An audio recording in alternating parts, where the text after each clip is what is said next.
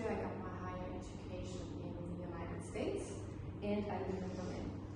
And at the exhibition, when you were there, it's the sacrificial lamb I'm showing there. And because I think nobody probably was reading the text or the description of what it is, I'm just going to read it to you because it's going to be quicker.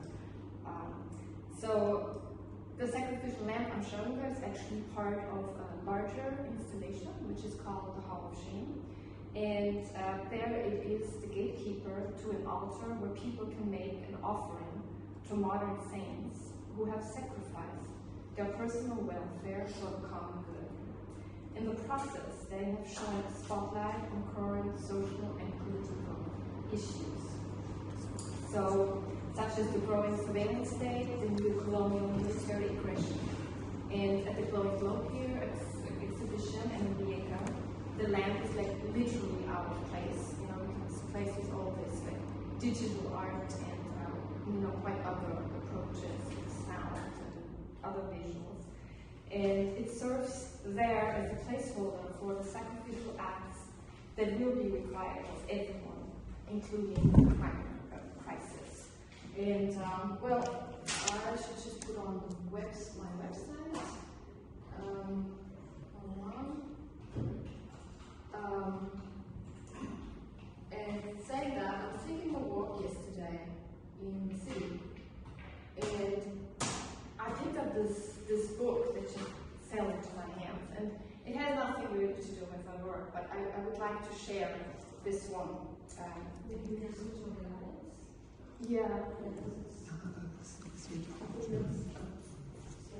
So I'd like to share this one paragraph of, I think everybody knows, in climate, we've been, interested in the topic of the climate change. So that fell into me, and she says something very important. I mean, going back to my biography maybe shortly, I started as a dancer, and that led me to become a theater artist. And while I was doing this, I was always taking up drawing classes at different art academies in New York. And it's really something very important, which still informs my work to today, even though I became an artist who uses different mediums, that everything is kind of related to each other. And that in drawing it was the lines, but it goes with the bigger picture, of us and this world. And I think it does also with climate change, and that's why I'd like to read this to you. So she says, so climate change does not need to be some shiny new movement that will magically succeed where others failed. Rather, as the furthest reaching crisis created by the extractivist's worldview, and one that puts humanity on a firm and unyielding deadline, climate change can be a force, the grand push, that will bring together all of these still living movements, a rushing river fed by countless streams, collecting force to finally reach the sea. And I think that's very fitting, about how we work in the arts. So when I started, dedicating my time to the fine arts, doing all this other stuff before, I also at the same time joined a platform for artist-run initiatives, and where we provided space for the artists to exhibit, to gather, and to connect. And I think the most powerful thing about art is that it is simply giving visibility, whatever you as an artist choose to give visibility to, and possibly triggering emotions. So, to me, the most exciting part of the work is whatever you put out there. It is ever-changing, depending on the setting, the environment, the culture the work is introduced to, and at the end, the mind of the viewer, its history and its experience, and that all informs our work. So I think my motivation or the start why I became interested in art was curiosity and thinking of science. I think that's also true to the scientific, research. It's curiosity, always a journey into the unknown, and the excitement that, contrary to lots of other things we can occupy ourselves, the mistakes can lead one to new grounds, opening new horizons, and inform also something that often our discriminating mind might not possess or never have dreamt of.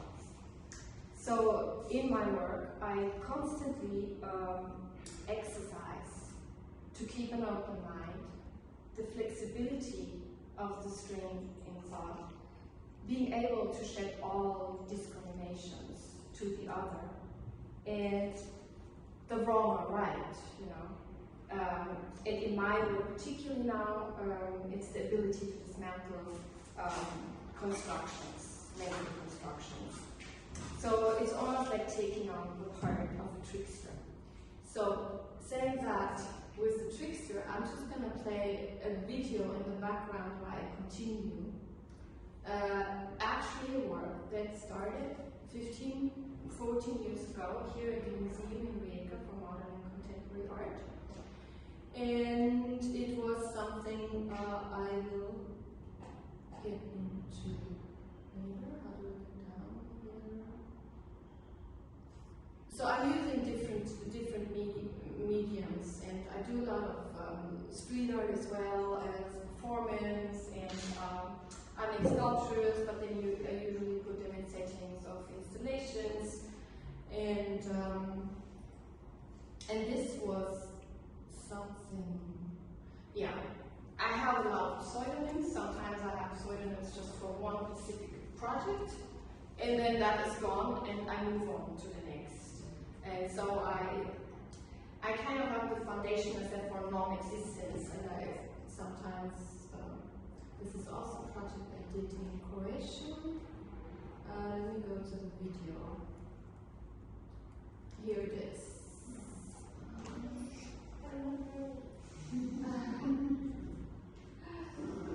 So, can I turn off the sound?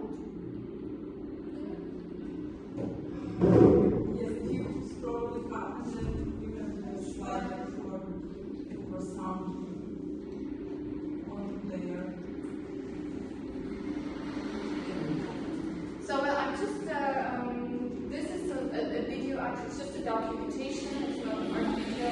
It was an opening we did at the Museum of Contemporary Art in Rijeka. It was at 7 o'clock in the morning. It was just, who you see here is a curator. She's still a curator there at the museum, COA. And that was like a spontaneous act.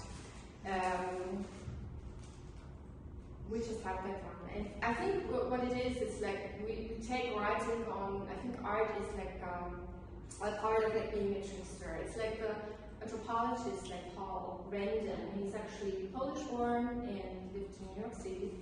And he explains the trickster as someone, I quote, who knows neither good nor evil, yet he is responsible for both.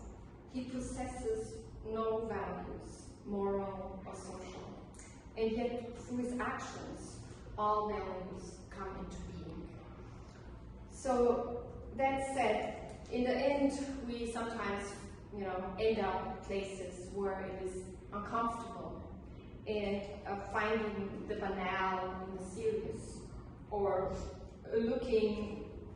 discovering in the imposed, or maybe it is the self-inflicted. We don't know. So the bearing of this strange fruit of the journey to understand, this looking at this particular nature of things, or the mechanism of things, is a very is raising questions. So as for my work, I'd like to say, is maybe for lots of the artists in general, its inability to reach a conclusion, a concrete solution to a problem, as much as this might be perceived as a shortcoming, as much it can be a gate opener, a gift, like the trickster is a gate opener. Because I think only an unrestricted and freely implemented spark opens up possibilities to move on, to better or for worse. That is up to discussion in the here and now.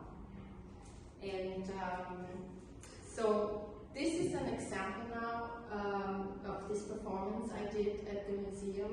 The situation was that they wanted to raise money for the new museum being built at the parking lot 14 years ago. And so there was this quadrennial, they invited artists, and that was, the goal. So I was actually turned into a monkey, or I turned myself into the monkey. I had the Croatian sign on me that said that if you dance with me, you can pay euro for it. That goes towards the building of the museum. And with all that, I started the Monkey Biz group, which I'm still a representative of. And that's ongoing for 14 years now. And so it started out of something that was the question of the gift. As an artist, I think you're always confronted with that question of giving the gift, there's a great book by Louis Hyde, which I recommend everybody to read. And but then, this was this one single improvised thing. The music we played was Tom Waits, You're Innocent When You Dream. And interestingly enough, no one danced with me, no one dared to dance with me, so that was unfortunate. But, and this led to a project that's called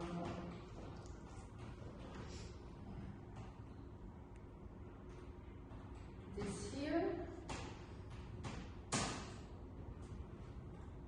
Okay, this side can't be reached. So this is just showing you that it starts sometimes off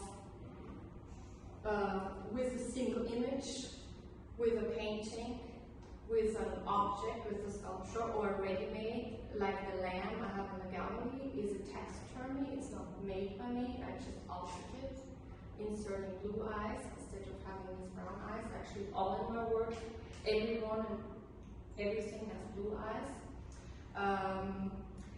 So there's the ready-made, and it can lead to whatever other universe I might create with that.